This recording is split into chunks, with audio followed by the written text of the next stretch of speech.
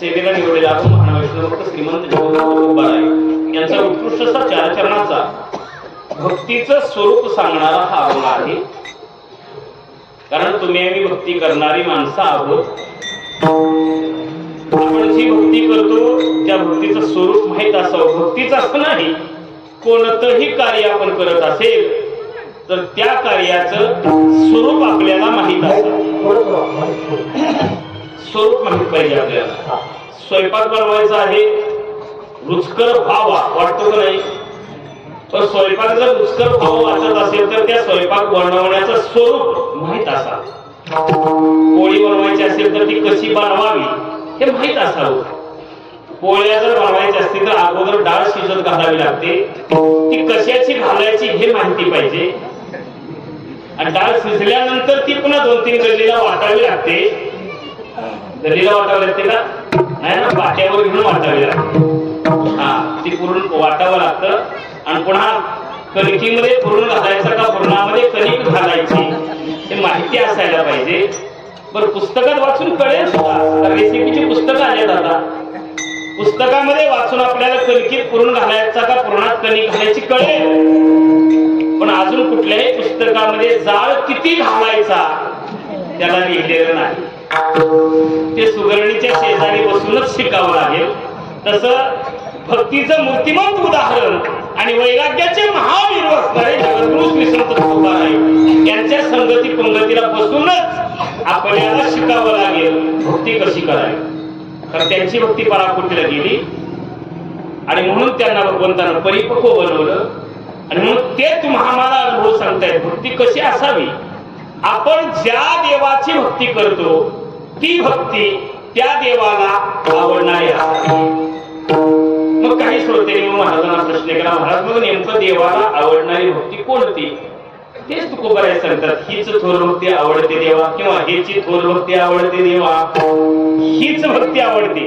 पण नेमकी कोणती ते उत्तरार्धामध्ये सांगितले. संकल्पावी माया संसाराची, संसार रूपी मायेचा संकल्प करून केलेली भक्ती देवाला आवडते. संसारी मायेचा संकल्प करायचा म्हणजे बायका पोरं सोडून द्यायची असं मुळीच नाही. फक्त त्या संसारामध्ये जी माया दडलेली आहे, हे माझं ते माझं कबाड वज, याला माया म्हटलं जातं. या मायेचा संकल्प करून केलेली भक्ती देवाला आवडते. महाराज मग त्या संसारामध्ये नेमकं आम्ही राहायचं तरी कसं? मग तुकोबाराय सांगतात, जसं देवानं ठेवला असेल तसं ठेवी अनंत तैसेची राहावे, चित्ती असू द्यावे समाधान. गरिबी असेल समाधानी राहा, श्रीमंती असेल समाधानी राहा. भगवंतानं जसं आपल्या नशिबाला वाट्याला जे काही जीवन दिलेलं आहे समाधानानं ते स्वीकारायचं. जो प्रसंग जीवनात आलाय आनंदाने स्वीकारायचा. त्याच्यात आपण बदल करू शकत नाही. आणि जर बदल करण्याचा आपण प्रयत्न करायला लागलो, तुम्ही कितीही प्रयत्न करा, आपण जेवढा प्रयत्न करेल तेवढं आपल्या वाट्याला दुःखच येतं. काय येतं ते 3ऱ्या चरणात सांगितलं. वाहिल्या होय दुःखाची केवळ, भोगणे ते फळ संचिताचे. संचिताचं फळ म्हणून ते भोगावं लागतं. आणि मग ते भोगत असताना कसं जगायचं? ठेवी आनंदे तैसेची राहावे, चित्ते असू द्यावे समाधान. त्याही परिस्थितीमध्ये आहे तसंच राहायचं, समाधानी राहायचं. महाराज आहे त्या परिस्थितीत आहे तसंच राहायचं म्हटलं तर हा संसाराचा रथ पुढे जाणार का? बायका पोरं घरोघरं गाडी बंगला जमीन जुमला हा जो आमचा पसारा आहे, हे जे प्रपंचाचं व्याप आमच्या जीवनामध्ये आहे, हा जो प्रापंचिक भाग आमच्या जीवनामध्ये आहे, त्याचं काय करायचं? तुकोबाराय सांगता तुम्ही त्याची काळजी करू नका. जो काही तुमच्या जीवनामध्ये प्रापंचिक भार आहे ना, तो सगळा भार तुम्ही काय करा, एकदा त्या भगवंताच्या चरणावर अर्पण करा. तुका म्हणे घालो तळ्यावर भार, वाहू हा संसार देवा पायी. ठेवी अनंत तैसेची राहावे, चित्ती असू द्यावे समाधान. पणला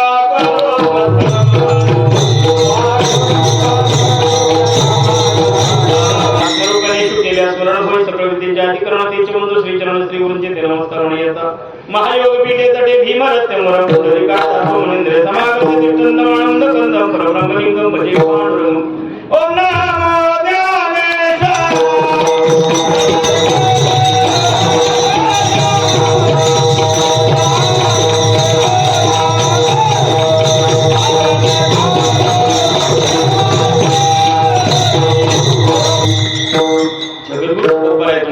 भक्तीचं स्वरूप सांगत आहेत, कारण तुम्ही आम्ही भक्ती करणारी माणसं आहोत, नवे नवे माणसं आहोत म्हणून तर इकडं आले. आणि माणसं ही भक्ती करणारीच असतात. तुकोबारायांनी ज्ञानोबारायांनी सांगितले, मुळात मनुष्य जात ही भजनशील, स्वभावता भजनशील आहे. आणि त्यातल्या त्यात दुसरा मुद्दा सांगतो की ज्यांना ज्यांना भगवान परमात्मा कळला, ज्यांना ज्यांना भगवंताच्या उपकाराची जाणीव आहे, तेवढाच इकडे वळला. ज्याला देव कळलेला नाही तो इकडे वळलेला नाही, आणि जोपर्यंत कळत नाही तोपर्यंत वळत नाही. काळ्या दगडावर देश आहे. आणि ज्याला देव कळालाय, देवाचे उपकार कळाले, देवाच्या अस्तित्वाची जाणीव ज्याला आहे, तो व्यक्ती भक्ती केल्याशिवाय राहत नाही. आपण भक्ती करणारीच माणसं आहोत.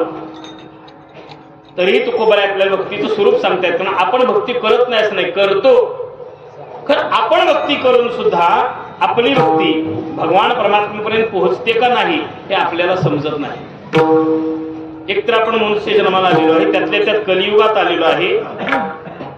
आणि इथं आल्यानंतर येत असताना ज्यानं जन्माला घातलं भगवान परमात्म्यानंच, जन्माला घालणारा भगवान परमात्माचा आहे. भाग्याचं लक्षण कोणतं असेल तर आपण माणसाच्या जन्माला आलोय. दुर्लभ असा असणारा मनुष्य देह प्राप्त झालाय. त्यातल्या त्यात या महाराष्ट्राच्या भूमीमध्ये आपण जन्माला आलोय, हे त्याच्यापेक्षा मोठं भाग्य आहे बरं का. कारण पवित्र ते कुळ पावन तो देश, जे ते हरीचे दास जन्म घेते, अशा पवित्र भूमीमध्ये आपण जन्माला आलोय, हे भाग्याचं लक्षण आहे. आणि माणसाच्या जन्माला सहजासहजी येत नाही. ज्या भगवंतानं तुम्हाला आम्हाला जन्माला घातलं, 83,99,999 जीवदशा आपण भोगलेले आहेत. आणि एवढे सगळे जीव भोगल्यानंतर आज आपल्याला मनुष्य देहाला परमात्म्याने जन्माला घातले. ज्यानं जन्माला घातले त्याचा काहीतरी हेतू असेल का नाही.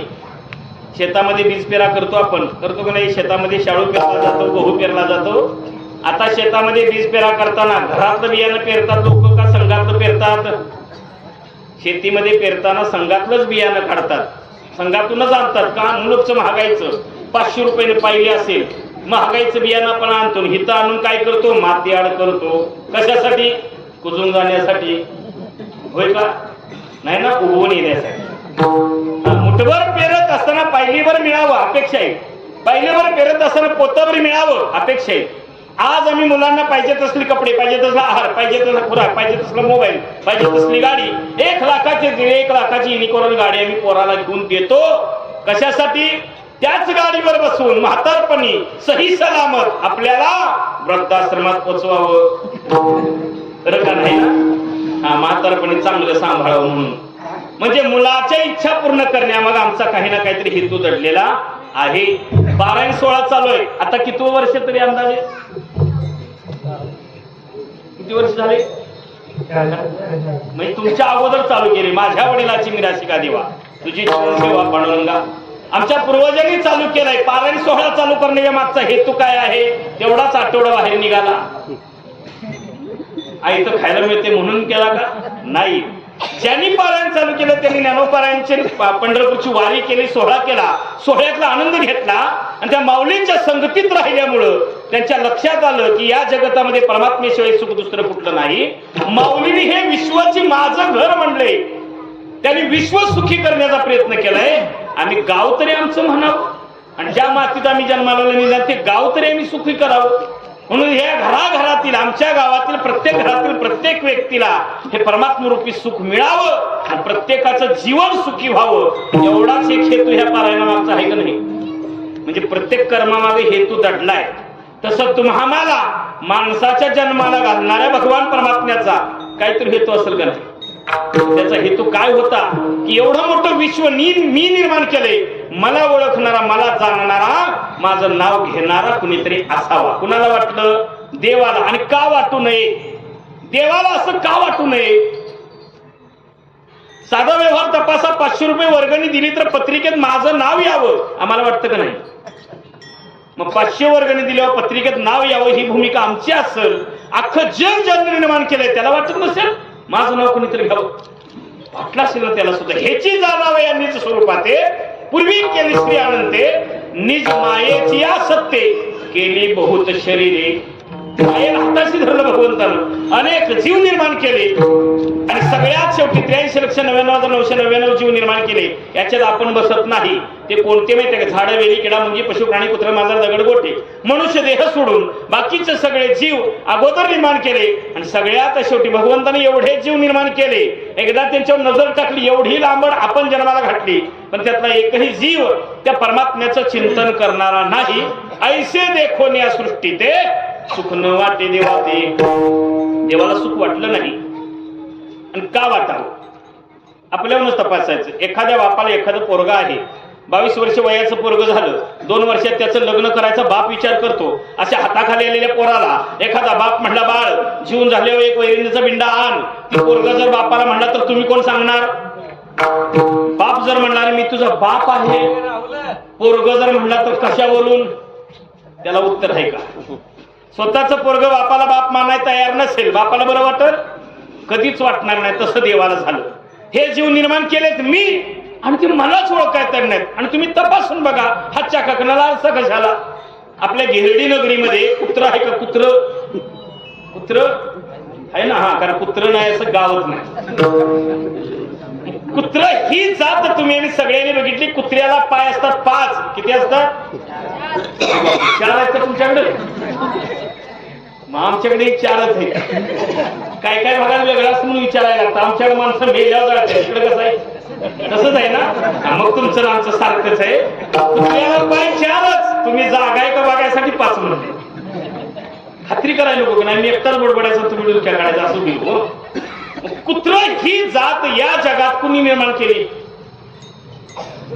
देवाने निर्माण केलं. कुत्रही देवाने निर्माण केलंय. खरं कुत्र्याला देव कळतो का?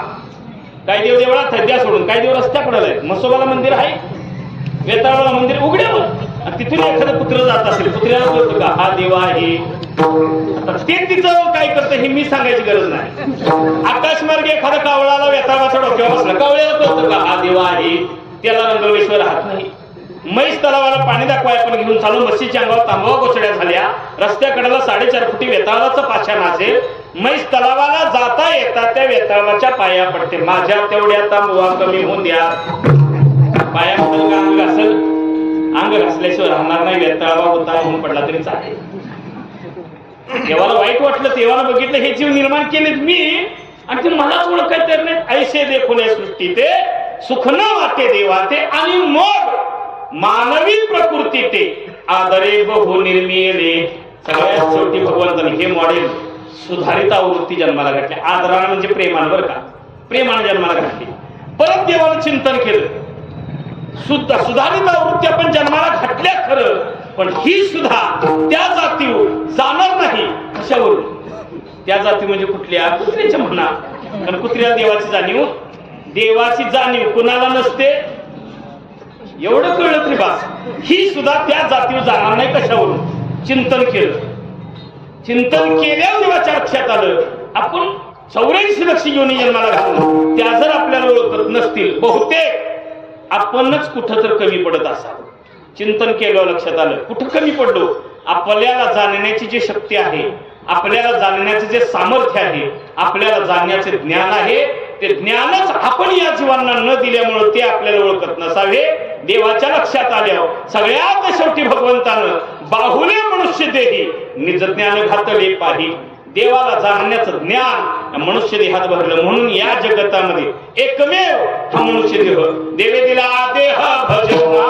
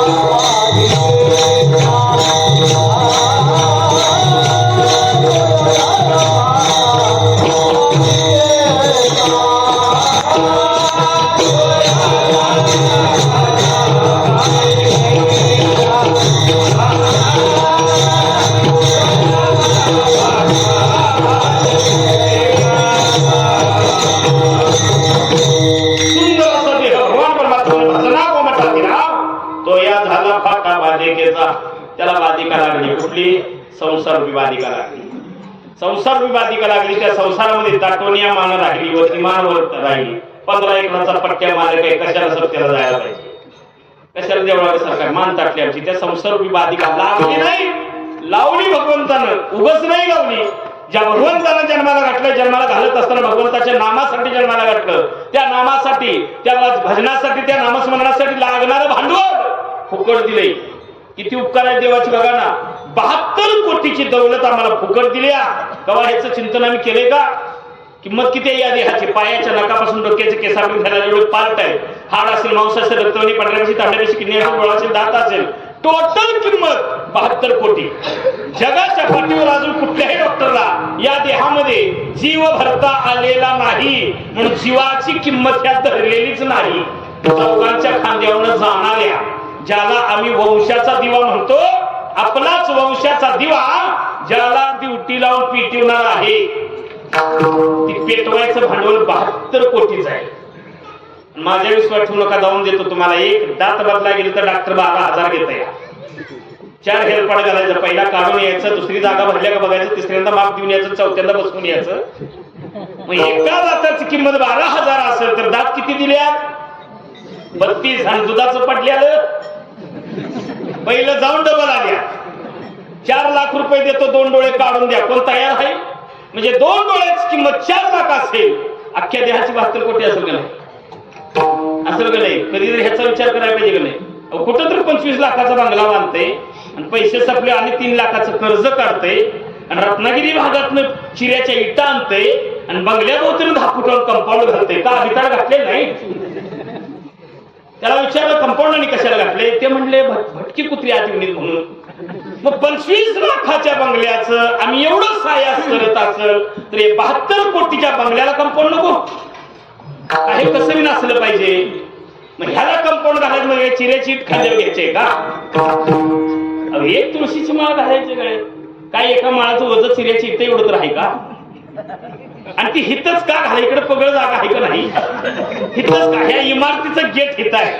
ह्या गेट मधनं काहीही आत जाऊ शकतं आणि इमारत नासायला लागते. आणि म्हणून ही इमारत सुरक्षित पाहिजे असेल एक माळ घालायला पाहिजे का नाही? 72 कोटी फुकट दिले त्यानं. काय 4-2 लाख आमच्याकडे घेतलेलं नाही. बरं एवढं उभं बसलाय का?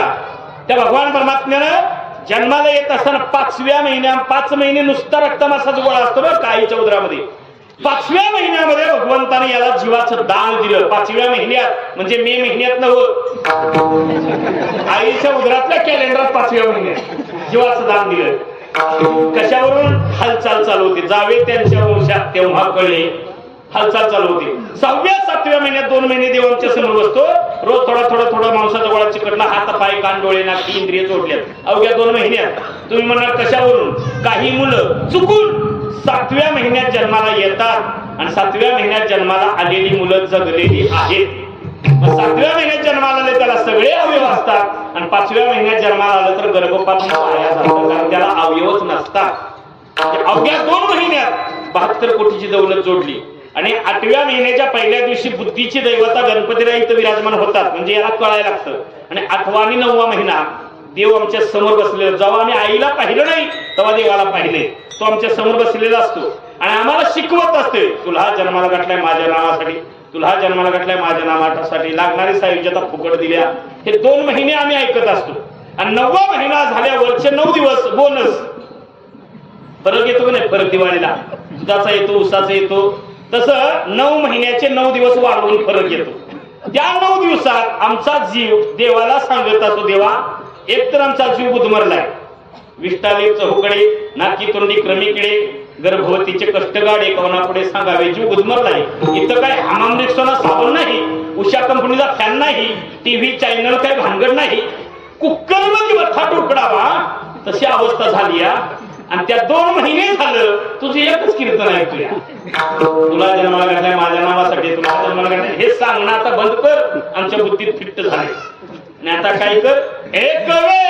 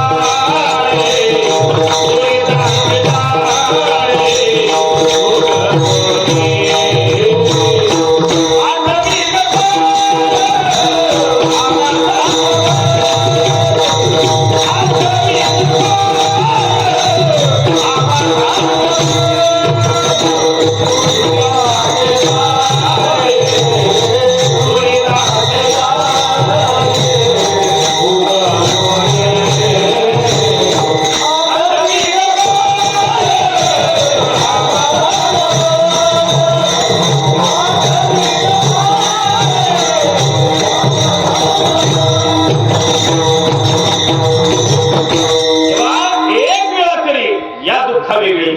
देव म्हणले काय करशील? आठवीने पाय हा माझा नवस, रात्रंदिवस मांडून आम्ही वचन दिले देवाला. मग देवाने ही दोन बोट आमच्या माकड हाडावरती स्पर्श केली आणि आम्हाला ढकललं. आणि म्हणून जन्म झालेल्या लहान मुलाच्या माकड हाडावरती 2 डबडे असतात. येताची तुझी कर्म जाड मान अडकली गळे, येताना घोटाळा असा झाला गळ्याभोवतून वाराचा तिढा, आणि येताना असंही यातना सहन करावे लागतात. आणि यातना सहन करताना आम्हाला आपल्या परमात्म्याचा विसर पडतो. बाहेर आल्याबरोबर देव आम्हाला विचारतात, आठवतंय का बघ, आत असताना मला वचन दिलं तर तुझं भजन करीन. हे म्हणते कवा कवा, जन्म झाला की कवा, कधीच वाल लागलं तसं मंत्रच मारायला. आज सोहम बाहेर पोहम. वाईट वाटलं देवाला. देव विचार करतात आज प्रवासात मला उद्या विचारू. 5 दिवस विचारलं तरी वचनाला बांधील राहिलो नाही. आणि मग मात्र देवाने विचार केला, आता ह्या जीवाला मोकळ ठेवायचं नाही, आता या जीवाला मायेच्या बंधनात अडकायचं. मग देवानं 5व्या दिवशी आदिमाया शक्तीला बोलवलं. ती कोण आहे? ही तो आदिपुरुषाची आदिमाया, प्रमेयची आया, म्हणून बोलवले एक राया संजय म्हणे. आदिमाया शक्ती आली, विचारला देवा का आठवण काढली? देव म्हणजे काही नाही आहे साहेब, आम्ही या मृत्यू लोकांमध्ये मनुष्य देह जन्माला घातला. बरं मग आमच्या नामासाठी जन्माला घातला, बरं मग आज आमच्या कामासाठी उपयोगाला येत नाही. आदिमाया शक्ती म्हणजे मला का बोलवलं?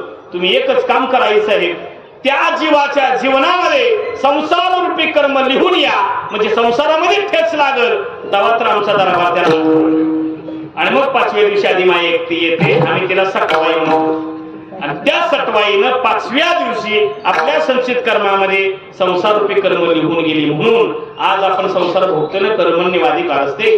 आपण त्या संसार रूपी कर्माचे अधिकारी आहोत. 5वीला पुजलाय, टाळता येत नाही, टाळता येत नाही. मग जो संसार आमच्या 5वीला पुजलाय तो कसला आहे? दुःखवादवडे आहे हा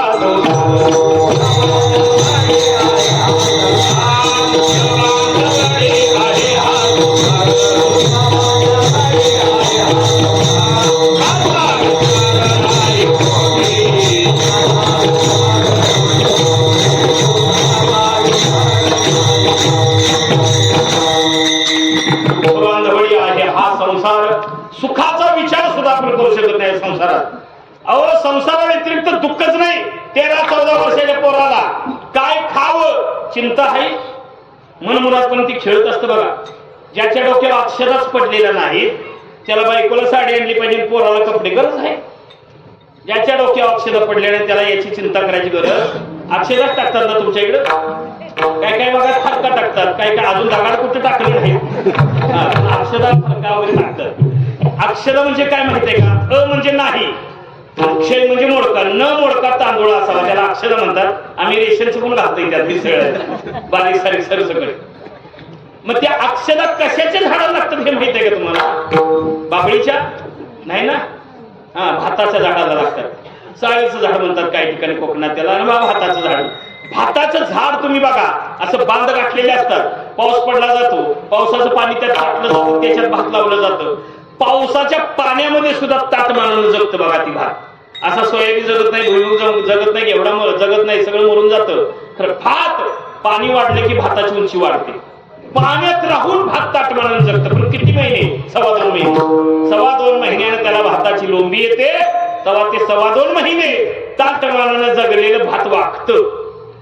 आणि तेच तांदूळ ह्या मस्तकावर पडल्यावर 25 वर्ष ताठ मानानं जगलेलं मुंडकं त्याच दिवशी वागतंय. मरस्तवर काय वर निघत. एवढा दुःखरूपी संसार आहे. एवढंच लक्ष करा, एवढा दुःखरूपी संसार. आणि त्या दुःखरूपी संसारामध्ये आम्ही सुख शोधायला लागले. पत्ता चुकलेली माणसं आहे. प्रपंचाची घडी बसत नाही माणसं. मग जेवढे सगळे जातात, जाणकारांकडे जातात. महाराज लोकांना पण विचारतात, महाराज 40 बाजून पैसा येत नाही, येतो 40 बाजून पैसा येतो, कशाला मेळ लागना, का लागत नाही बघा ना तुम्ही तपासून. वर्ग कुठं चुकले लक्षात घ्या. प्रपंचाची घडी का बसत नाही आमच्या? 40 बाजून पैसा, वर्ग कुठं चुकले लक्षात घ्या. मला एक सांगा, पूर्वी पती हा परमेश्वर हे तर सगळ्यांना मान्य आहे ना. मग पती हा जर परमेश्वर असेल, त्या परमेश्वराला, त्या मालकाला रोज आम्ही माती चारली, संसार सुखाचा होईल? तुम्ही म्हणणार महाराजाची गोळी चुकल्या का काय? तर 150 किलोमीटरवरून आल्यामुळे एखादं गडबडीत चुकवून न खाता आलं का काय? मला माहित नाही. आम्ही काय माती चारतोय का? मला माहित नाही काय चारतोय. मला एक सांगा, पूर्वी चपाती भाकरीची जर कणिक मळायची असेल तर कढईत मळायची का तव्यात मळायची का घमेलीत मळायची? कणिक कशात मळायचे? हा परत आत्ता आली घरात काटवटीमध्ये. पितळची का तांब्याची? हा लाकडाची काटवट. आणि त्या लाकडाच्या काटवटीला 2 कान असायचे. असायचे का नाही? काय ती कीर्तनाला जायची होती? तिला कान काठवलं होतं पायात पकडायला. आता काटवट राहिली नाही. आता परत आली घरात. घरात आलेलं परत तिला का नाही? मला काय त्याचा अनुभव नाही. कणिक मळताना पायाचा अंगठा परातीच्या आत का बाहेर? मला विचारा तुम्ही. मला विचारा पाय धुवून बसत असाल कणिक मळाय? आणि जर कणकीचा गोळा असा परातीत फिरवला आणि पायाला टेकला, माती चालली का नाही? वर कुठं चुकलं लक्षात घ्या. संसाराच्या दोषाला कारणीभूत आपण आहे. आपल्या जीवनातल्या दुःखाला. कारण आमचे संस्कार मातीमोल झाले. संस्कार शिल्लक. जुनी माणसं शाळा कमी शिकली होती, साधना अशी वापरायची, कुठेही दोष घडू नये. जुन्या माणसांची घरं बघा, चौकटीला 4 बाजू, 2 मोठ उभ्या 2 आडव्या. त्या तिन्ही बाजूपेक्षा हुंबऱ्याची बाजू जाडीला मोठी असायची. त्याला हुंबरा म्हणायचं. उंबरटा त्या मंदिराचा. म्हणून नियम होता पायातलं पायतन हुंबऱ्याच्या बाहेर काढायचं आणि मगच घरात प्रवेश करायचा. आज बऱ्याच अंशी बंगल्याशी हुंबरच राहिलं नाही. त्यामुळे पायातलं पायतन चुली जवळ गेलं, चप्पल घालून जेवण करायला लागली आणि काही दिवसांनी चपलावर ठेवून खातील, बुटात आमटी घेतील. काय करतील सांगता येईल. मर्यादा उल्लंघन. दुःखाला कारणीभूत आपण आहे. आपण आहे. संस्कारात हे दुःखरूपी संसार आणि त्याच्यामध्ये सुख शोधायला लागले. मग देवळं सगळं पंचगड जाणकारायला जा. ज्याला जसं बुद्धीचा त्याची असेल ताकद, त्याचा जेवढा अभ्यास असेल तर माणसं सांगतात सुद्धा. कोकणातल्या देवाचा राग आहे. 4 पायाचा बळी द्या, 2 पायाचा बळी द्या, उलट्या पकाचा द्या, नारायण नागबलीचा विधी करा, पितृशांतीचा करा. नाना साधनांच्या केल्या खटपटा. बळी द्या नकोदियाच्या दारवंटा. नाना माणसं करत नाही, साधना करतात. खरं समाधान मात्र मिळत नाही. 10 दिशा आडरानानं धावायला लागली दुनिया. विचार केला देवानं, दुनिया आडरानानं धावायला लागली. कुठंतरी यांना योग्य मार्गावरती आणलं पाहिजे. त्या देवानं संत रूपामध्ये अवतार घेतला. आणि म्हणून तुम्हाला योग्य मार्ग जर नाही लावला तर आपण एक दिवस या भवसागरात बुडणार. बुडता हे जग न देखवळा येतो कळवळा म्हणून या. बुडणाऱ्या जनाचा कळवळा संतांना आला आणि कुठंतरी यांना तारलं पाहिजे. आणि तारण्यासाठी योग्य मार्ग लावला पाहिजे. हा मार्ग दाखवण्यासाठी संतांना हितवर यावं लागलं. कुठून? सोलापुरातनं का महादेवडीतनं? आम्ही वळ्या कुंठवासी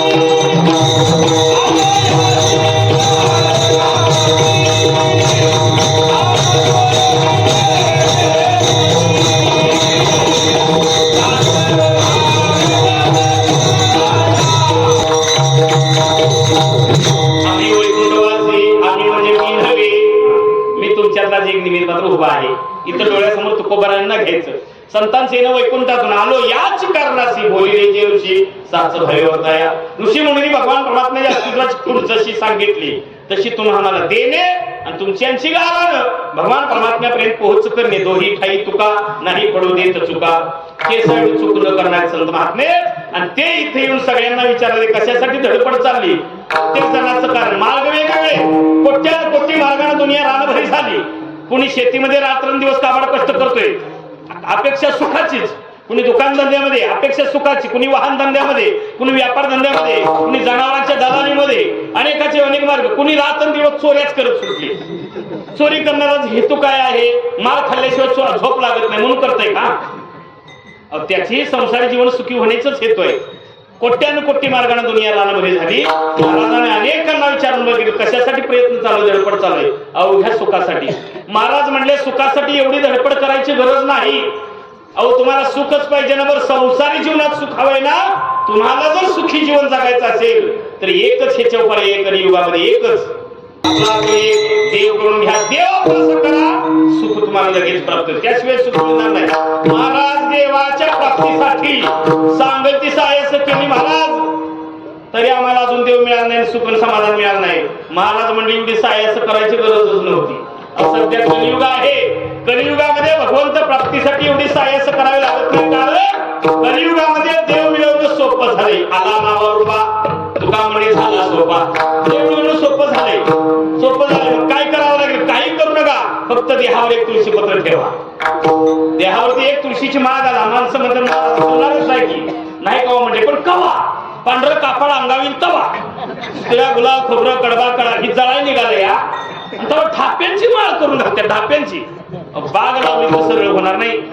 जिवंतपणे देहावर तुळशी पत्र ठेवायचं. जिवंतपणी ज्यांना आयुष्यामध्ये तुळशीचं महत्व जाणून घेतलेलं नाही, मांसाशिवाय काही खाल्लं नाही, धाब्याशिवाय गिळलं नाही, ते जर मेलं आणि त्याच्या हाडावर जर तुम्ही तुळशीची माळ घातली त्याची हाडं तर पवित्र होणार नाहीतच, पण त्यानं आयुष्यभर केलेलं पाप ज्यानं त्याच्या गळ्यात माळ घातली त्याच्या जीवनामध्ये येतं. मी घालू नका म्हणून सांगणार नाही.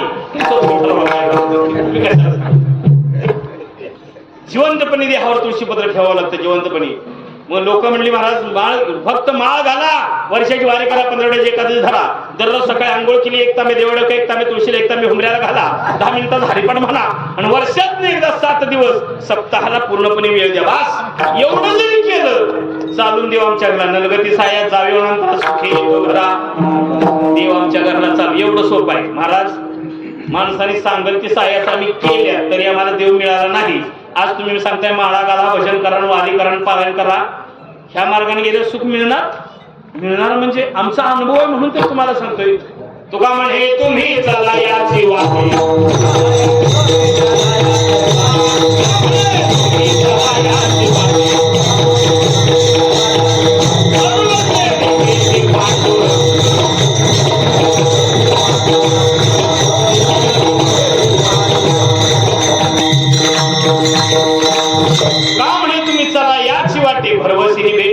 संतांनी हे पाहिलंय, अनुभवलंय आणि मग तेही लोकांवरती भक्तीचा झेंडा फडकवलेला आहे. आणि म्हणून अनुभव आहे म्हणून सांगतात. लोकांनी विश्वास ठेवला तर तुकोबरा म्हणजे जगातला 5वा वेद आहे.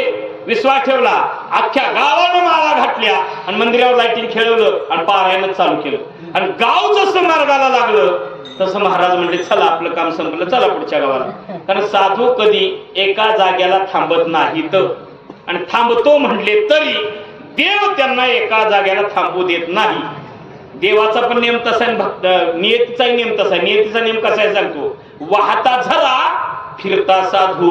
झऱ्यानं वाहत राहावं, साधून फिरत राहावं. जोपर्यंत झरा वाहतो तोपर्यंत त्या पाण्याला किंमत आहे. ज्यावेळेस झरा व्हायचा थांबेल पाण्याची किंमत कमी होते, कारण त्याच्या जीवजंतू होतात. आणि जोपर्यंत साधू फिरतो तोपर्यंत किंमत आहे. साधू थांबला किंमत कमी होते. आणि देवाचा पण नियम तसा आहे बरं का. देव भक्ताला एका जागेला थांबू देत नाही, नास्तिकाला थांबू दे, खरं भक्ताला एका जागेला कधी थांबू देत नाही. असतात काही काही गावात नास्तिक बरं का, किती नास्तिक, त्यांना पारायणाचं आवड असते, ती पारायणाकडे फिरकत नाही, दान धर्म करत नाही, करणाऱ्याला करून देत नाही, देवळाकडे कधी सरकत नाही. पण राहू दे, देवळाकडे सरकत नाही, घरातल्या देवाऱ्यावर देव ठेवलेलं नसते. एवढी नास्तिक माणसं, एवढी घरातल्या देवाऱ्यावर देव ठेवलेलं नसते. तरी पण त्याला 80,000 पगार, त्याच्या बायकोला 60,000 पगार, त्याच्या शेतात उसाला 3 टनाचा अवरेज, त्याच्या भुईमुगाला हुमणी लागत नाही, काही नाही, त्याच्या शाळाला कडकी लागत नाही, सगळं तांबिरा पडत नाही किंवा त्याच्यात काहीच होत नाही, सगळे उत्पन्न डबल. भजन करणारे विचार करतात, रात्रंदिवस भजन करून कशाला वेळ लागला आणि देवाऱ्यावर देव ठेवलेलं नाही तरी उत्पन्न डबल. हे करू का ते करू, माणसात चळवळतात. डगमगू नका, देवाचा नियम तसा आहे. देवाचा नियम कसा आहे माहितीये का, देव विचार करतात ह्या नास्तिकाला जर आपण हिथं काही कमी ठेवलं तर ही जात जे कमी पडेल ती दुसऱ्या गावात जाऊन पूर्ण करायचा प्रयत्न करेल आणि ज्या गावात जाईल तिथलंही लोक नासवल्याशिवाय राहणार नाही. तर ह्या जातीला हितच इतकं द्यायचं हितच करावं, हितच मारावं. आणि भक्ताला मात्र देव कमी ठेवतात का, जे कमी पडेल ते पूर्ण करायचं दुसऱ्या गावात जाईल आणि जिथं जाईल तिथं माझ्याच भक्तीचा झेंडा रोवेल. आणि म्हणून देव भक्ताला कमी ठेवतात. त्यामुळे भक्त एका जागेला थांबत नाही. या नियमानं महाराज निघून गेले, गाव परमार्थाला लागलं. 1 वर्षानंतर महाराजांनी विचार केला, गेल्या वर्षी गाव मार्गाला लावले, समाधान मिळाले का बघावं, का भरकटले गाव बघावं. कारण वाऱ्याला तोंड पसरलेली लोकांची अवस्था आहे आणि रोज नवं साधू जन्माला यायला लागली. कोण कुणाला कुठल्या मार्गावर घेऊन जाईल सांगता येत नाही. जसं काय देव म्हणजे त्यांच्या परड्यातली शिर्डी असल्यावर चला मी देव जाऊ. आणि लोक ही जातात, वाऱ्याला तोंड पसरल्यामुळं जातात. गाव मार्गात आहे का बघा. महाराज 1 वर्षानंतर गावात आले. गावाच्या वेशीतून आत आले, मंदिरावर लाइटिंग दिसायला लागलं. महाराजांना समाधान झालं. जवळ येईल तसा स्पीकरचा आवाज आला, महाराजांना पुन्हा समाधान झालं. आणि खरंच गावात आलं तर मंडपात गाव सगळं मंडपात बसले, कीर्तन चालू आहे, गाव रंगात आहे. महाराजांना समाधान झालं, गाव समाधानी झाला असेल. आणि मग महाराज अगदी मंडपाजवळ आले आणि दोन्ही टाळकऱ्याच्या मधनं आत डोकावून बघितलं. सगळ्यांच्या चेहऱ्यावर समाधानाची छटा दिसतात का बघावं म्हणून सगळ्यांच्या चेहऱ्यावर नजर फिरवली. एकाच्याही चेहऱ्यावर समाधानाच्या छटा दिसाय तयार नाही. सगळ्यांची तोंड जशी काही एखाद्याला पुचवूनच आले, स्टँडवर नव्हे, फोडी गोवरी ऐसा दिसत तोंडावर. अशा लोकांची विचार करायला लागले, परमार्थ चालू आहे, समाधान का नाही. एका टाळकऱ्याला बाजूला घेतला आणि म्हणजे आधीमध्ये काही खंड पडला का. ते म्हणले नाही का हो. नाही म्हणजे समाधान कोणाच्या चेहऱ्यावर दिसना. त्याने विचारलं तुम्ही कोण. म्हणले गेल्या वर्षी तुम्हाला ह्या मार्गाला लावणारा महाराज मीच. ते टाळकरी म्हणला मग असं आडुशा नका बोलते, जरा चौघांनी रिंगणात ये, आम्ही तुमचीच वाट बघत थापा मारणार महाराज येतात का. म्हणजे काय झालं, गेल्या वर्षी तुम्ही सांगितलं ह्याच मार्गाने गेला तर तुम्हाला देव मिळेल, समाधान मिळेल. 1 वर्ष झाला मी परमार्थात खंड केलेला नाही, खरं अजून आम्हाला समाधान मिळालं नाही, असल्या थापा मारायच्या बंद करा. महाराज म्हणले ज्या अर्थी औषध खाऊन रोग जात नसेल, औषध चुकीचं असेल, औषध ही बरोबर आहे तरी रोग जात नसेल, औषध घेण्याची मात्रा चुकलेली असली. काहीतरी घोटाळा झाल्याशिवाय असं होणार नाही. काय घोटाळा झालाय बघण्यासाठी पुन्हा एकदा महाराजांनी सगळ्यांच्या चेहऱ्यावर नजर फिरवली. कारण महाराजांना कपाळ बघितल्यावर कळत होतं, एवढं ज्ञान होतं. आणि त्यांचा अध्यात्म आम्ही जरा जरा शिकायला लागल्यामुळं आम्हाला पण आता ते कळतंय बरं का. कपाळ बघितलं की आता तुम्हाला सांगतो, कीर्तनात बसलेल्यापैकी 3 जणी आहेत मालकाच्या खिशातलं पैसे चोरून भावाला देणार आहेत. आता सांगतो तुम्हाला, नावं सांगा म्हणजे तर नावं सांगतो आता. राहू दे 4 माणसात, मी कशाला नाव सांगतो, तुमचं तुम्ही उभा राहा. 4 माणसात मी नाव सांगायला होतं, पण उभा राहू नका, घाम पुसू नका. कीर्तन संपलं तरी सांगणार नाही, पण ओळखता येतं. महाराजांनी ओळखलं काय घोटाळा झालाय, समाधान का मिळत नाही. मला एक सांगा, तुमच्या घरी तुमचा पाहुणा किंवा तुमचा भाऊ जेवायला येणार असेल तर तुम्ही बनवणार जेवण तुमच्या आवडीचं बनवणार का भावाच्या आवडीचं. म्हणजे जेवण खाणाऱ्याच्या आवडीचं का देणाऱ्याच्या. देणाऱ्याने साजूक तुपात शिरा केलाय, काजू टाकले, बदाम टाकले, मनुक टाकले, चेरी टाकले, साजूक तुपात शिरा केलाय. आणि तेवढ्याच कार्यकर्त्यांनी फोन केला 10-15 भाकरी करा. ते म्हणते काजू टाकल्यात, बदाम टाकल्यात, मनुक टाकल्यात, चेरी टाकल्यात, साजूक तुपात शिरा केलाय. महाराजाला भाकरीचं तळ लागले. महाराज लोकांना भाकरीचं तळ लागत नाही, महाराज लोकांना शिरा आवडत नाही असं मुळीच नाही. महाराज लोकांना शिरा आवडतो, किती, बायकोपेक्षा जास्त. तर सत्याला गेल्यावर बायको घराकडे असते, म्हणजे शिर्यानं कवाच संगत सोडलेली नाही, त्यामुळे शिरा आवडतो बायकोपेक्षा जास्त. खरं महाराज लोक शिरा खात नाहीत. का खात नाहीत त्याचं कारण सांगतो. त्यात असतो डालडा, त्यात जरा तेलाचं प्रमाण जास्त असतं. बघा तुम्ही हातानं वाढप्याने शिरा वाढला तर त्यातलं तेल हाताला चिकटतंय. मग हाताला चिकटलेलं तेल जर धुवायचं म्हटलं तर एकदा पाण्याने धुवून निघल. मग काय लावायला पाहिजे, साबण लावायला पाहिजे, निरमा लावायला पाहिजे. आता तोच शिरा जर महाराजांना खाल्ला, अन्न नलिका आणि स्वर यंत्रणा एकच पाईपलाईन आहे, त्यातून आत जाताना शिर्यातलं तेल, शिर्यातला डालडा ह्या स्वर यंत्रणेला चिकटला तरी तर स्वर व्यवस्थित लागत नाही. मग ते तेल धुवायला पाहिजे का नाही. मग साबणानं धुवायचं का, एरियलनं धुवायचं का, निरम्यानं धुवायचं का, हार्पिक्सनं धुवायचं. पाईपलाईन कशाला खळबळायचं सांगा. समजा एरियलनं जर ही पाईपलाईन खळबळून घेतली तर साजूक तुपातला आत गेलेला शिरा गप असेल, उड्या मारत बाहेर. हा घोटाळा आहे. म्हणून महाराज लोक शिरा खात नाही, भाकरी खात्यात. कारण भाकरी कठीण असते, आत जाताना पाईप स्वच्छ करीत जाते, त्यामुळे स्वर व्यवस्थित लागते. म्हणून महाराज लोक शिरा खात नाही. म्हणजे जेवण खाणाऱ्याच्या आवडीचं का देणाऱ्याच्या. खाणाऱ्याच्या तेच वर्म पण मारतात. आपण करत असणारी भक्ती आपल्या आवडीच्या असावी का देवाच्या. आपण भक्ती करत नाही असं नाही, भक्ती करतो, खरं आपण करणारी भक्ती परमात्म्याच्या आवडीची घडत नाही आणि म्हणून समाधान मिळत नाही. महाराज देवाला आवडणारी नेमकी भक्ती कोणती तेच तुकोबार आहे. अभंगाचा प्रश्न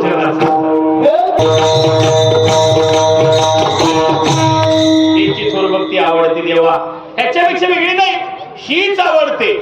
आपण भक्ती करतोय, खरं आपली भक्ती पराकुटीला जात नाही, भगवंतापर्यंत पोहोचत नाही. समाधान का मिळत नाही, आपल्या भक्तीमध्ये अजून कुठंतरी दोष घडतात. काय आहे बघा, एका गावामध्ये अख्खं गाव कीर्तनाला येते, अख्खं गाव. खरं त्या गावातला एका घरातलं कोणच कीर्तनाला येत नाही. अख्ख्या गावात येते खरे एका घरातलं कोणच येत नाही. आणि कीर्तन संपलं की मांडवात त्याची चर्चा. आज बी त्याच्या घरचं कोण आलं नाही बरं का. दोघं तिघं ध्यान ठेवूनच असते. आज तरी येते का? आज तर बरं. जे येत नाही त्याची चर्चा मांडवात करायची काय गरज आहे? अभंगाची करावी, महाराजांविषयी कुठला घेतला सांगितलं काय ह्याचं चिंतन करावं. न येणाऱ्या चौकशी करायची काय गरज आहे का? पण का करत होती? ते पाकच येत नसतं तर कुणीच चर्चा केली नसती, मांडवात त्याचा विषय आलाच नसता. एक पंगत सोडत नाही, घरदार नक्तपार पहिल्या पंक्तीला, आणि एका कीर्तनाला मांडवाकडे फिरकत नाही म्हणून चर्चेचा विषय. बरं ते येत नाही म्हणून ती शिव्या खाताया. त्याच्या शेजारी आड्यावाडा असणारं घर, एक जणाचं समायकात भिताड आणि वर आड्यावाडा असणार एक घर. ते बिचारा सकाळी काकड्याला हाय, वाचाय हाय, हरिपाठाला आहे, प्रवचनाला आहे, कीर्तनाला आहे, झाडलोट कराय, जेवाय वाढायला, पुन्हा सगळे घाट काढायला, सेवा कराय, विनेची सेवेला 7 दिवस ती मंडप सोडत नाही, सगळी सेवा करायला असते. त्याला पण लोक बडबडतात बरं का. काय राव कसलं शेजारी, तुम्ही शेजार धर्माला जरा शानपणा शिकवायचं नाही का? एवढं वर्ष झालं पारायण चालू आहे, तुम्ही एकटंच येत आहे, त्या शेजाऱ्याला जरा आणायचं नाही का? आणि रोज नुसत्या पंक्तीला असते, एका कीर्तनाला येत नाही, तुम्ही जरा शिकवायला नाही का? असलं कसलं शेजारी? ती विचार करते, ती येत नाही म्हणून शिव्या खात या. आणि मी दररोज जातोय तरी मला बोलून घ्यायला लागते. आता तेच शेजारी असल्यामुळं त्याने 5 दिवस वाट बघितली. 6व्या जागराचा दिवस उगवला, काकडा झाल्या. ती रोज येणार, ती मांडवातनं जी उठलं ती त्याच्या घरालाच गेली. घरला गेलं, दारात जाऊन हात जोडलं, तुझ्या पाया पडतो तेवढा आजचा दिवस शेवटचा दिवस कीर्तनाला येईल. अख्ख्या मांडवात तुझ्या नावाची बोंब चालू आहे. पण तुला लाज नाही का? काय मांडवात तुझा विषय कुणी घ्यायची काही गरज नव्हतीच. तू पाकच येत नसतास, कुणीच विषय घेतला, एक पंगत सोडित नाहीस. घरदार नक्तपर आजवर गेला तिकडं आणि एका पंक्तीला एका कीर्तनाला हजेरी लावत नाहीस आणि म्हणून तुझा चर्चेचा विषय चाललाय. मग तुला काय त्याची लाज नाही हा भाग सोडून दे. तर मी दररोज जातोय तरी मला बोलून घ्यायला लागते का? तर तुझा शेजारी असल्यामुळे मला एकदा गावाचं तोंड बंद करायचंय. राहू दे तुझ्यासाठी, राहू दे गावासाठी, माझ्यासाठी 10 वेळा पाया पडतो. मग आजचा दिवस एक तर कीर्तनाला ये, नाही माझं घर विकत घे, मी कुठं तिकडे पाया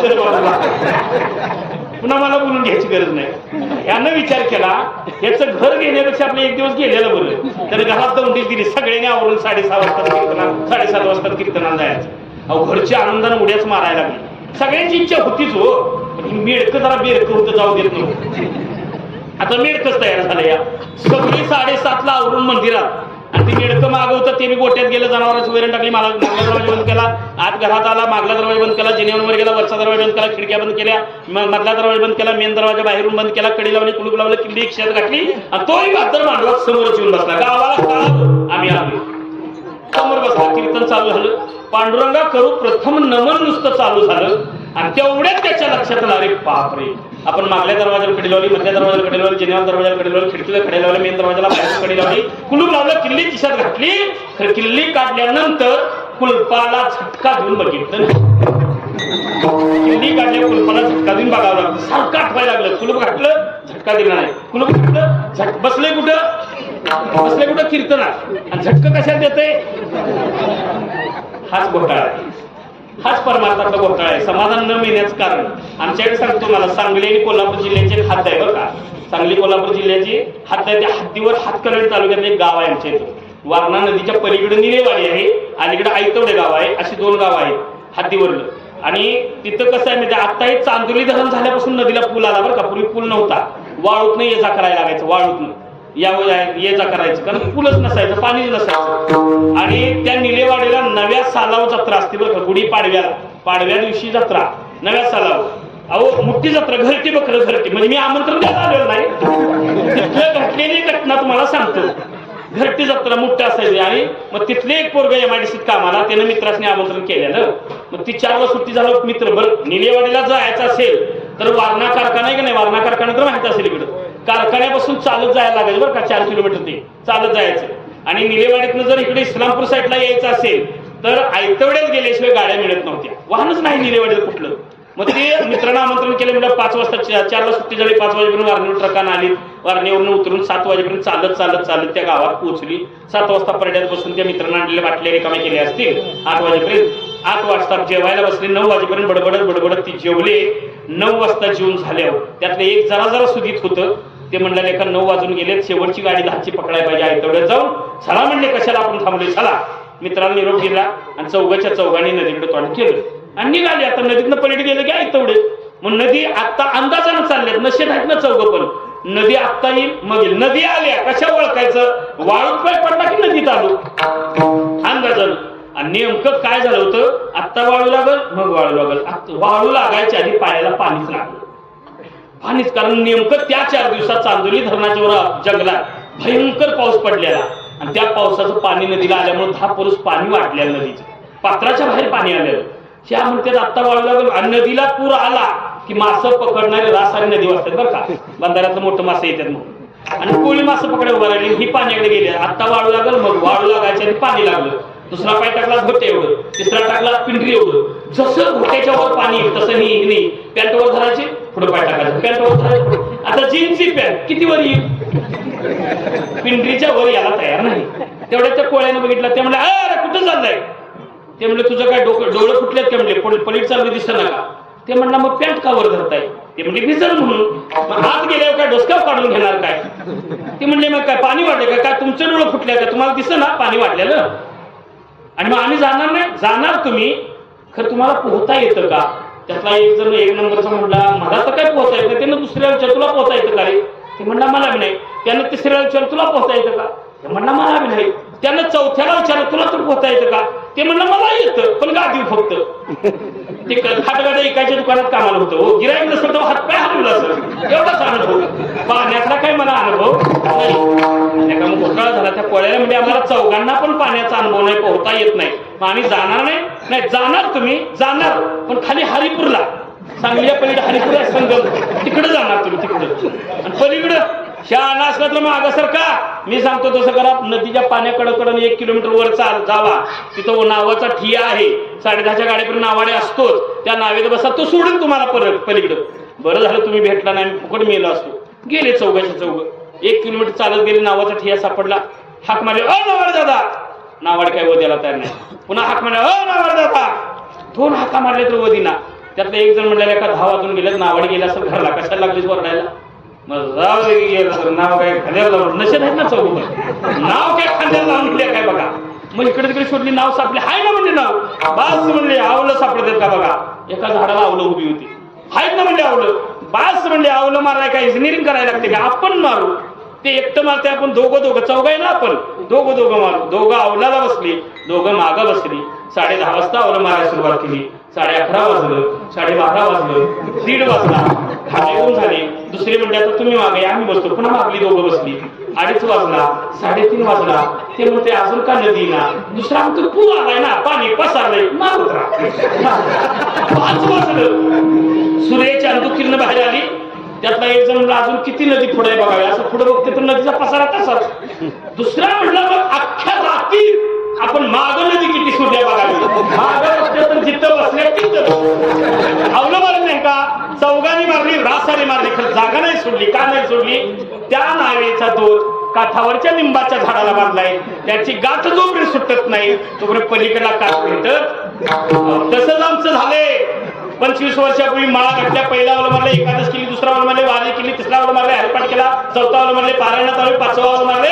25 वर्ष झाली आमचे आवलं मारणं चालूच आहे. कारण आम्हाला अजून समाधान मिळत नाही. का मिळत नाही? त्या भक्तिरूपी नावेचा प्रेमरूपी दोर संसारूपी लिंबाच्या झाडाला बांधलाय.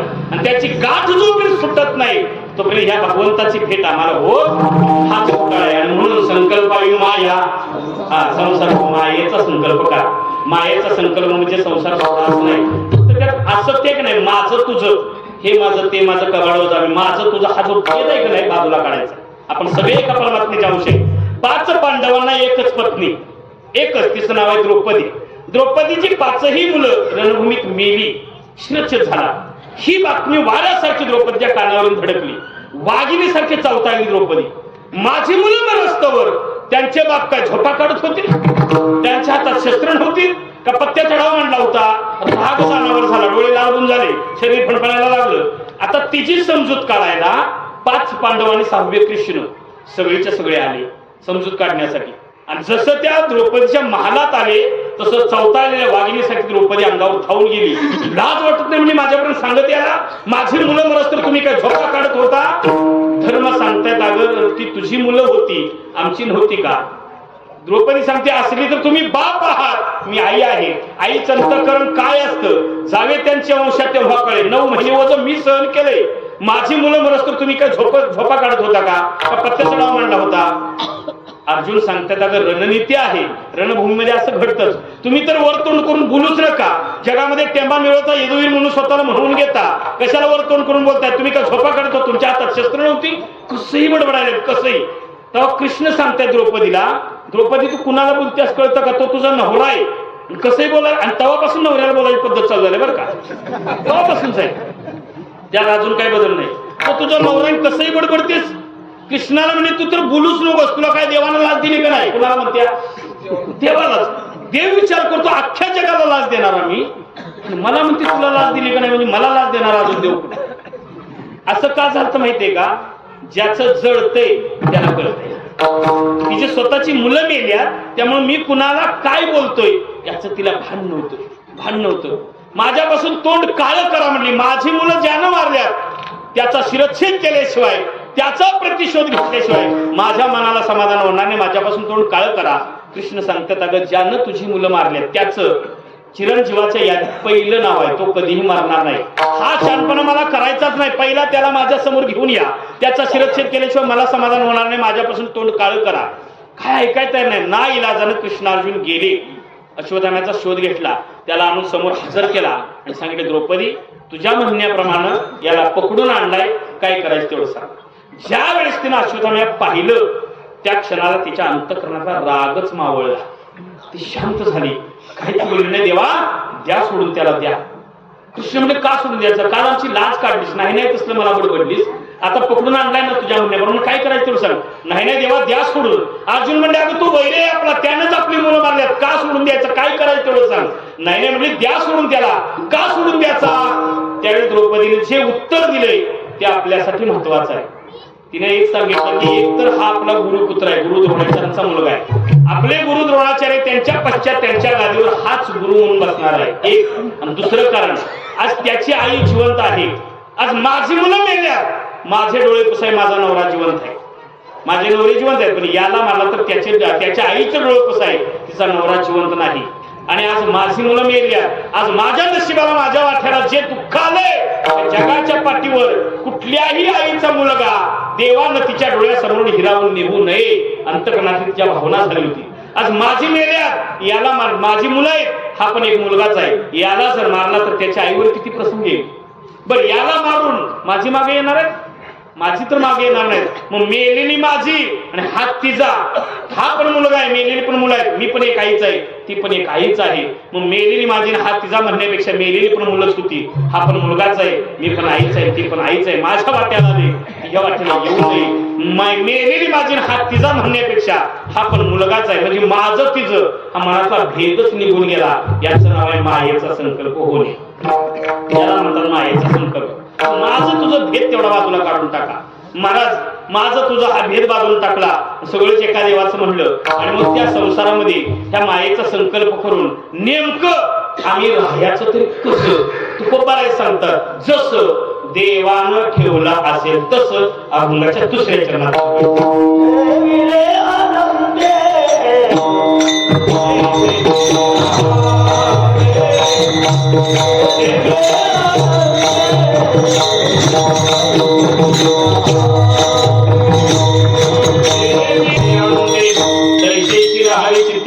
समाधान. गरीबी असेल समाधानी राहा, श्रीमंती असेल समाधानी राहा.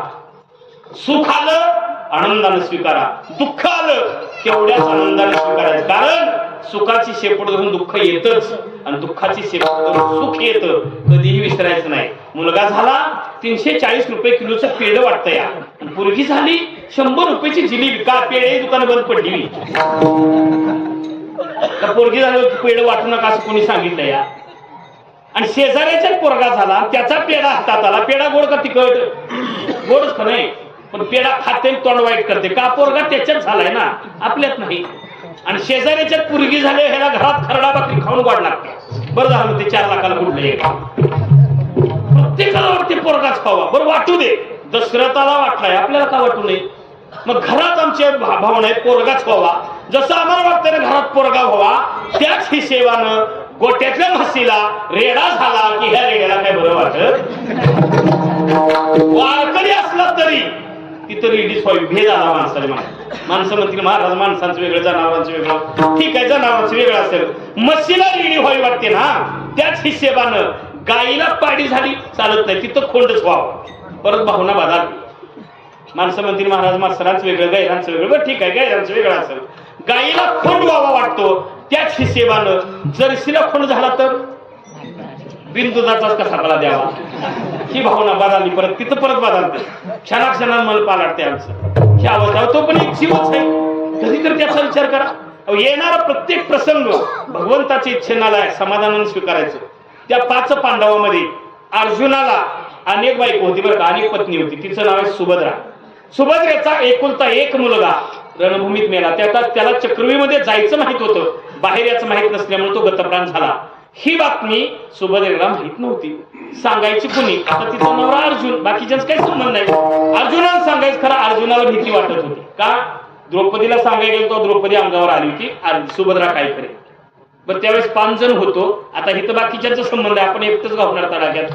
त्याने त्यातनं पळ काढले अर्जुनाने. कृष्णाजवळ गेले. कृष्णाला म्हणजे देवा तुझी बहीण आहे, कसं समजवायचं तुझं तू. कृष्ण म्हणजे असं लग्नाच्या टायमाला म्हणणार नाहीस बरं, तुझी बहीण आहे, कुणाला द्यायची त्याला दे, मला देऊन मागं लागलास आता मलाच, म्हणजे मी काय उक्त घेतले का? पण अर्जुन म्हटले देवा तुझ्याशिवाय वाले आहे कोण आम्हाला, काही बी करत तेवढं तुझ्या बहिणीचे नाही. लाजून देवाला जाणं भाग पडलं. देवाला जाता जाता विचार केला. सुभद्रेला आपण सांगायला गेलो, काल द्रौपदीला सांगायला गेलो, द्रौपदी अंगावर धावून आलती, लाज काढली माझी. सुभद्रा काय करेल? आणि दुसरा विचार देवानं काय केला, एखाद्याच अंतकरण हलका असू शकतं. बघा तुम्ही आपल्या गावामध्ये एखाद्या व्यक्तीचा मुलगा किंवा एखाद्या व्यक्तीचा नवरा दवाखान्यात मेला, डायरेक्ट येऊन त्या व्यक्तीला सांगायचं धाडस कुणीही करत नाहीत. पाहुण्या पैसनी कळतं, पाहुण्याच्या गाड्या येतात. प्रेताची गाडी आली नसेल तर पाहुण्याच्या गाड्या गावाच्या बाहेर थांबतात. प्रेताची गाडी आल्यावर मग आत येतात. खरं त्या घरात माहित नसेल तर डायरेक्ट जाऊन सांगायचं धाडस कोण करत नाही. कारण एखाद्या व्यक्तीचं अंतकरण हलका असेल तर असा अचानक झालेला आघात ऐकला तर ती व्यक्ती कोम्यात जाण्याची शक्यता असते, म्हणून माणसं भेटतात. तसं अर्जुन कृष्णाने विचार केला, डायरेक्ट जाऊन सुभद्रेला तुझा मुलगा मेला हे जर सांगायला गेलो, तिला जर आघात नाही सहन झाला, ती कोम्यात गेली तर मलाच निस्तरायला पाहिजे, त्यापेक्षा बोलता बोलता बोलून जायचं. असं विचार केला ना. कृष्ण जवळ गेले. सुभद्रेला म्हणले सुभद्रा कसं काय चाललंय तुझं? सुभद्रा म्हणले देवा माझं काय सर्व ठीकठाक मध्ये, आणि तुझ्यासारखा पाठीला का भावाची अडचण कुठे आहे? परत कृष्ण म्हणले आज रणभूमी युद्ध झालं बरं का? झालं ना? हो हो झालं. पांडवाचा विजय झाला ना? हो झाला. मला माहितच होतं. कोण म्हणते? सुभद्रा. मला माहितच होतं की पांडवांचा विजय होणार, कारण तू त्यांचा पाठी राखायस. परत कृष्ण म्हणले मला अभिमन्यूविषयी बोलायचं आहे. अभिमन्यूविषयी देवा तू मला सांगायची गरज नाहीस, कारण तो मुलगा माझा आहे. 9 महिन्याचे ओझं मी सहन केले, माझ्या अंगा खांद्यावर लहानाचा मोठा झालाय. मुलगा माझा आहे, तू सांगायची गरज नाही. माझा मुलगा आहे ना, आजचा विजय आहे ना, माझ्या मुलांनाच मिळवून आणलाय, हे तू सांगायची गरज. आता ही विजय सांगायचा का? त्याला सांगायचं तू वेगळं. तर ही त्या भ्रमात होत, भ्रमात नाही तो होताच तसा बरं का. अभिमन्यू म्हणजे अर्जुनाचं दुसरं रूप होता, अर्जुनापेक्षा तेजस्वी. अभिमन्यू मेल्यावर नुसती पांडव नव्हे, कौरव सुद्धा रडली एवढा तेजस्वी होता अभिमन्यू. म्हणजे माझा मुलाचा पराक्रम तू सांगायची गरज नाहीस, आजचा विजय त्यानंच मिळवून आणलायस. कृष्ण म्हणजे अगं तसं नाही, मला वेगळं बोलायचं आहे. वेगळं काय बोलायचं आहे देवा? तो माझ्या भेटीला यायला लागला का? त्याला ओवाळायची तयारी करू का? आरतीस ताट लावून घेऊ का? कृष्ण म्हणजे अगं तसं नाही, तुझा अभिमन्यू आहे ना, तुझा अभिमन्यू गेला. गेला म्हणलं. सुभद्रा म्हणजे कुठे गेला? दुसऱ्या युद्धाला पाठवलाय का? दुसऱ्या गावाला कुठं तुम्ही पाठवलाय का? अगं तसं नाही, तुझा अभिमन्यू आहे ना, त्याचा रणभूमीत शिरच्छेद झाला, तो गतप्राण झाला, तो आता तुला कधीही भेटणार नाही. आणि हे जेव्हा कृष्णाने सांगितलं तेव्हा सुभद्रा शांत बसली, काहीच बोलली नाही. काहीच न बोलले. देवाला वाटलं मागापासून बडबडणारी आता शांत बसल्या, बहुतेक कोमेत गेली काय कोण असतं. हाक मारल्या, अगं सुभद्रे मी काय सांगतो कळतं का? तुझा मुलगा रणभूमीत मेला, त्याचा शिरच्छेद झाला, तो तुला कधीही भेटणार नाही. तरीही सुभद्रा काही बोलली नाही. कृष्णाला वाटलं नक्कीच कोम्यात गेल्या, तिला सावध केलं पाहिजे, तिचं मन मोकळं झालं पाहिजे. दंडाला धरली, हलवून सावधले, अगं सुभद्रे मी काय सांगतो कळतं का? तुझा मुलगा रणभूमीत मेला, त्याचा शिरच्छेद झाला, तो तुला कधीही भेटणार नाही. हे तिसऱ्यांदा देवानं सांगितलं. तेव्हा सुभद्रा म्हणली देवा एकच गोष्ट 3-3दा का सांगतोस? एकच गोष्ट तुला काय वाटतं? मला कळत नाही, मला चांगलं कळलंय. माझा मुलगा रणभूमीत मेला, त्याचा शिरच्छेद झाला, तो आता मला कधी भेटणार नाही, मला चांगलं कळलंय. कृष्ण म्हणले कळलं? हो म्हणले कळलंय मला. कृष्ण म्हणजे तुला काहीच वाटत नाही कसं देवा, मुलगा आहे माझा, एकुलता एक मुलगा आहे, वाटत नाही कसं काय. कृष्ण म्हणजे मग तू गप का. ती म्हणजे मग काय करू. अगं रड ना रड, तुझं मन एकदा मोकळं कर, मोकळं कर. त्यावेळेस सुभद्रेने उत्तर जे दिले ते आपल्यासाठी महत्वाचं आहे. सुभद्रा म्हटली देवा मला एक सांग, माझा मुलगा रणभूमीत मेला त्यावेळेस तू तिथं होतास ना. कृष्ण म्हणले होतो. झाडाचं पान हालेजायची सत्ता, पर्वती बैसका नसणावी, समुद्र रेखा नोंदणावी, पृथ्वी या भूती व्हावी ही आज्ञा माझी. किंवा वेदाला बोलायला लावणारा तू, सूर्याला चालायला लावणारा तू, जगाला सगळे राजगाड्या चालवणार, तर झाडाचं पान हालेजायची सत्ता राहिली अंतमुख होते. झाडाचं पान सुद्धा तुझ्या सत्तेनं जर हलत असेल देवा, तू तिथं होतास. तुझ्या जर मनात नसतं माझा मुलगा रणभूमीत मारावा, आभाळ कोसळलं तरी माझा पोरगा मेला नसता. माझा पोरगा मेला याचा अर्थ माझा पोरगा रणभूमीत मरावा तुझी इच्छा होती ना देवा. हो म्हणजे माझी इच्छा. मग तुझ्या इच्छेनं माझं पोरग जर मरत असेल तर माझं पोरग मेलंय म्हणून रडू का तुझं समाधान झालं म्हणून तुझ्या समाधानात समाधानी राहू. काय करतो सांग, काय तू सांग. किती दिवस रडले पोरग मागे येणार आहे नाही येणार, पण तुझ्या इच्छेला जर माझं पोरग उपयोगी पडत असेल आणि तुला त्यात समाधान असेल तर तुझ्या समाधानात समाधानी राहणं ह्याच्यापेक्षा जगात दुसरं कुठलंही सुख मोठं नाही. आणि जे आपल्या जीवनात प्रसंग येतात देवाच्या इच्छेनं आलं म्हणायचं आणि देवाला त्यात समाधान येतं, आपण त्यातच समाधान ठेवले म्हणते चित्ती असू द्यावे, समाधानानं ते स्वीकारायचं. ह्यात बदल करू शकत नाही आपण. बदल करायचा आपण प्रयत्न करायचा जर गेलोच तर तुम्ही किती बदल करा, किती आपण प्रयत्न करू दे, जेवढं आपण प्रयत्न करेल तेवढं आपल्या वाट्याला दुःखच येतं. आणि काय येतं अभंगाच्या तिसऱ्या चरणात सांगितलं.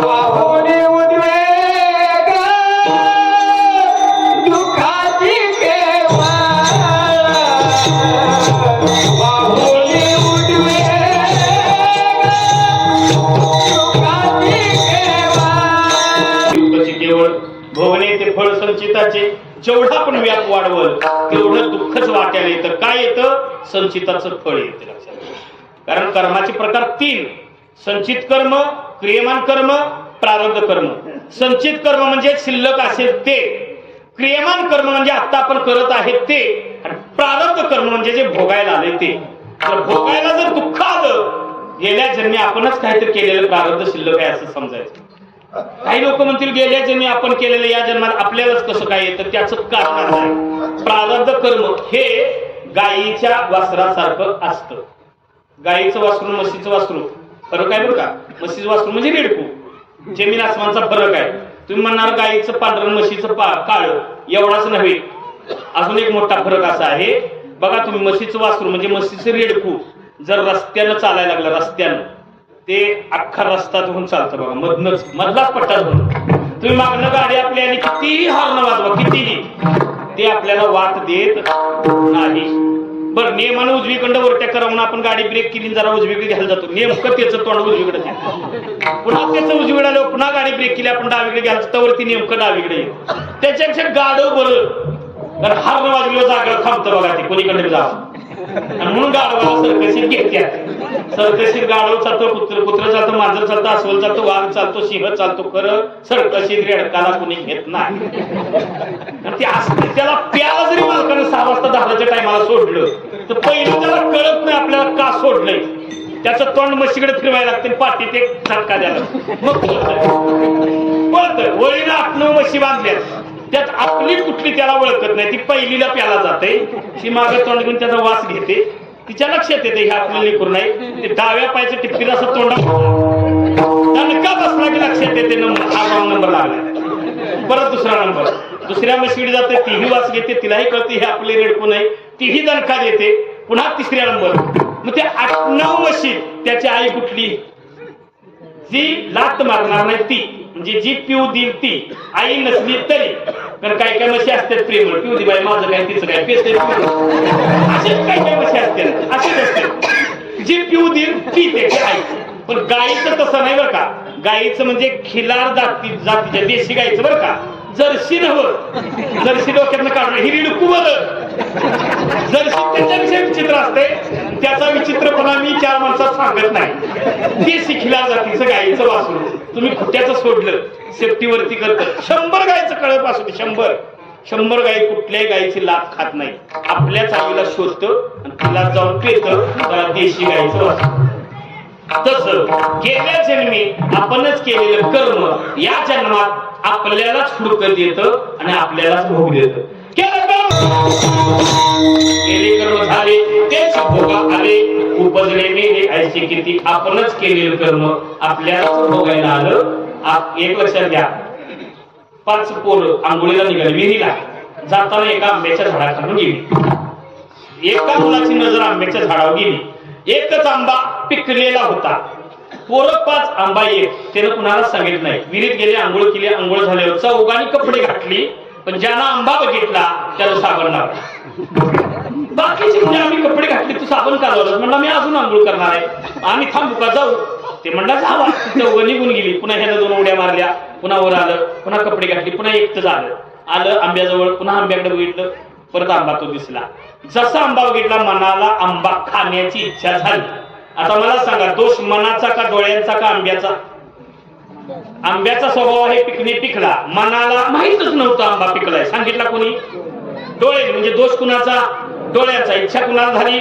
मनाला. मन तिथं जात नाही, पायाला काम लावलं, पाय तिथं गेले, पायानं आंबा तोडता येत नाही, हाताला काम लावलं, हाताला आंबा तोडला. आता दोष हाताचा, पायाचा, मनाचा, डोळ्याचा का आंब्याचा? दोष कुणाचा? डोळ्यांचा. हे विसरायचं नाही. डोळ्याने पाहिलं, मनाला सांगितलं, पायाला काम लावलं, पाय तिथं गेले, हाताला आंबा तोडला, तोंडानं आंबा खाल्ला, दातानं कुरतडला, जिभेनं चव चाकली, मनाला तृप्ती झाली. ही एवढी सगळी प्रक्रिया आंब्याच्या मालकानं बघितली. शिवरीचं खोंबाऱ्याचं ठेंगडे घेऊन पाटील 2 काळा केले. उठले, पाठवण सुजलं. मार पाटीनं खाल्ला. दोष पाटीचा होता. बरं, मार पाटीनं खाल्ला, पाठ रडली, पाय रडलं, हात रडलं. कोण? डोळं. मग दोष कुणाचा? ज्यानं केलंय त्यानंच भरायचंय. असं आपणच काहीतरी केलंय, आपल्याला भोगायला म्हणायचं आणि जगत राहायचं. ठेवी राहून त्याची राहावी, चित्ते असू द्यावे, समाधान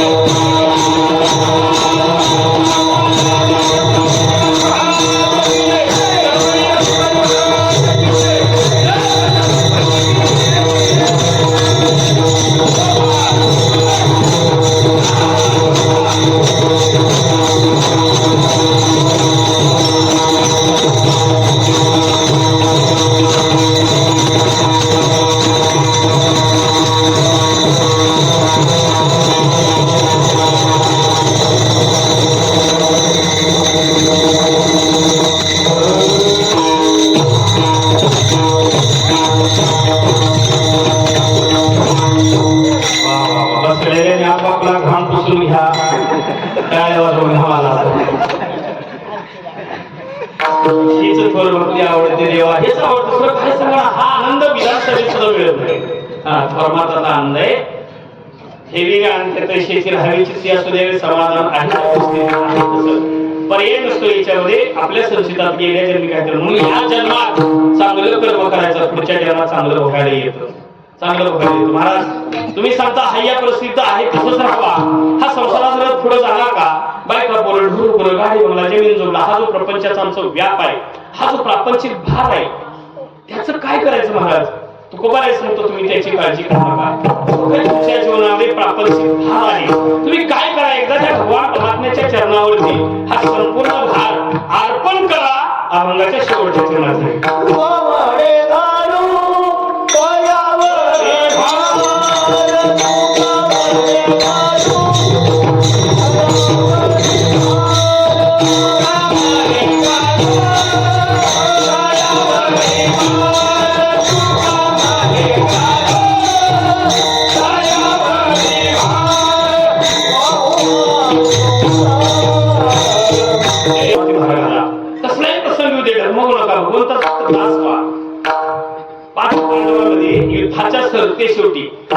युद्धाच्या शेवटी अश्वत्थामेनं ब्रह्मास्त्र सोडलं आणि ब्रह्मास्त्रावर या जगात कुठलीही शक्ती चालत नाही.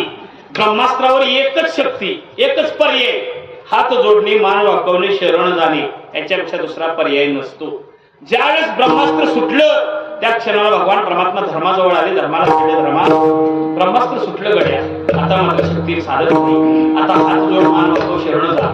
धर्म शरण गेले. अर्जुनाला सांगितलं, अर्जुना धनुष्य टाकून दे, ब्रह्मास्त्र सुटलंय, आता माझीही शक्ती इथं चालत नाही, आता एकच पर्याय, हात जोड, मान वाकव, शरण जा. अर्जुन शरण गेले. भीमाजवळ आले. भगवंतानं भीमाला सांगितलं, भीमा तुला वाकायची सवय नाही, पण वागशील तर जगशील, नाही फुकट बसशील. कारण आता म्हणजे भली भली झाडं गेली, लवाळी मात्र शिकवले आहे का? वागतात म्हणून जगतात. एक साधू सत्पुरुष मारायला लागले. अगदी शेवटचा क्षण जवळ आला. त्यांचे शिष्यगण भरपूर होते, त्यातले सगळे जमा झाले. महाराज मरताय म्हणजे सगळे जवळ आले. त्यातले दोन मुहूर्ते पुढे आले. म्हणजे महाराज आयुष्यभर तुम्ही आम्हाला उपदेश केला, सल्ला दिला, आता तुम्ही मरणार आहे, आम्ही वाट बघत नाही, पण जे दिसतंय ते सांगतो, मरणार आहे, जाता जाता एखादा सल्ला द्या. म्हणजे मरताना महाराजांनी दिलेला उपदेश म्हणून आमच्या डोक्यात चांगला फिट बसेल. महाराज म्हणले, अरे आयुष्यभर तुम्हाला सल्ला देतच आलो, सांगणंच काय राहिलं नाही, काय सांगू आता, शरीर क्षीण झाले माझं. नाही महाराज, काहीतरी उपदेश एखादा कराच, काहीतरी सल्ला द्याच, आमच्या डोक्यात राहील. ऐकायलाच तयार नाही. मग शेवटी महाराज म्हणले, असं करा, सगळ्यांनी माझ्या तोंडात बघा. महाराजांनी जबडा पसरला. सगळ्यांनी टाचावर करून बघितलं. काय 14 भुवनं दिसली तर दिसली. बघितलं सगळ्यांनी बघून झाल्यावर महाराजांनी तोंड बंद केलं. विचारलं, बघितलं का? म्हणजे बघितलं. काय दिसलं? ती म्हणली, असं काय 14 भुवनं नाही दिसली. ते म्हणजे, अरे मूर्खानं 14 भुवनं दाखवायची काय कृष्ण आहे का? माझ्या तोंडात तुम्हाला दात दिसलं का? पोरं म्हणजे नाही. कसं शक्य? मला 96 वर्ष वय तुमचं, दात असतील कसं? नाही दिसले.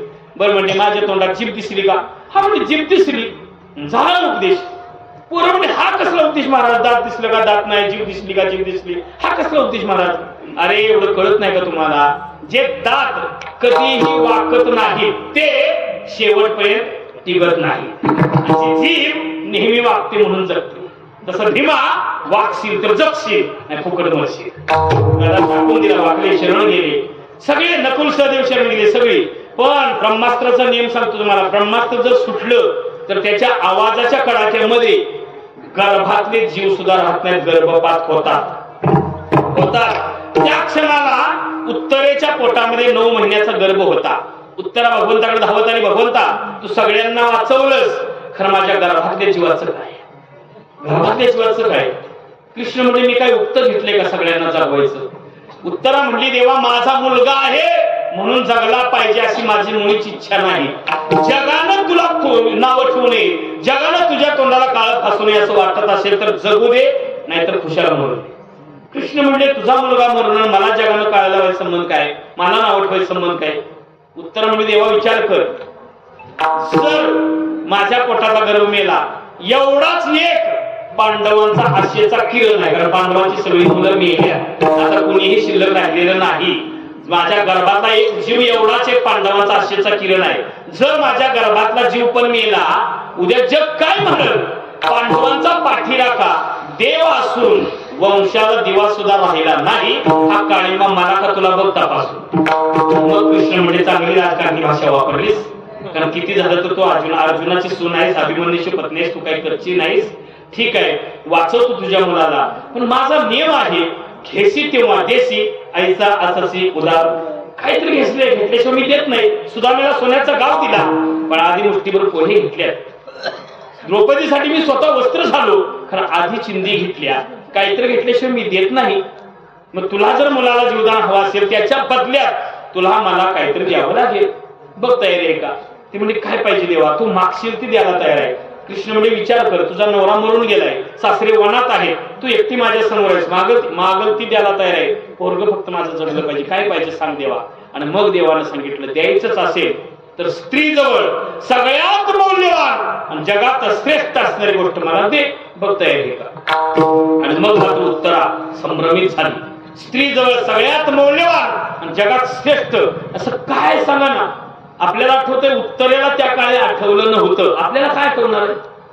उत्तरा म्हणजे देवा तुझं कोड्यातलं बोलणं मला कळत नाही, मला स्पष्ट सांग तुझी काय इच्छा आहे, तुला काय हवाय. आणि मग ज्यावेळेस तिने हात जोडून विचारलं, त्यावेळेस देवानं सांगितलं, द्यायचंच असेल तर स्त्री जवळ सगळ्यात मौल्यवान आणि जगात श्रेष्ठ काय असेल तर स्त्रीचं मातृत्व हे जगात श्रेष्ठ आहे. याच्यापेक्षा जगात काही श्रेष्ठ नाही, सगळं वजा आहे त्याच्या पाठीवर. आणि म्हणून मला मातृत्व दे. देवानं तिच्याकडनं मातृत्वच मागितलं का? देवाला माहित होतं तिच्या गर्भातला जीव वाचवायचा आहे, आणि गर्भातला जीव वाचवण्यासाठी मला तिच्या गर्भात जावं लागणार आहे. मला कुणाच्या गर्भात जाता येते? फक्त माझ्या आईच्याच जाता येत.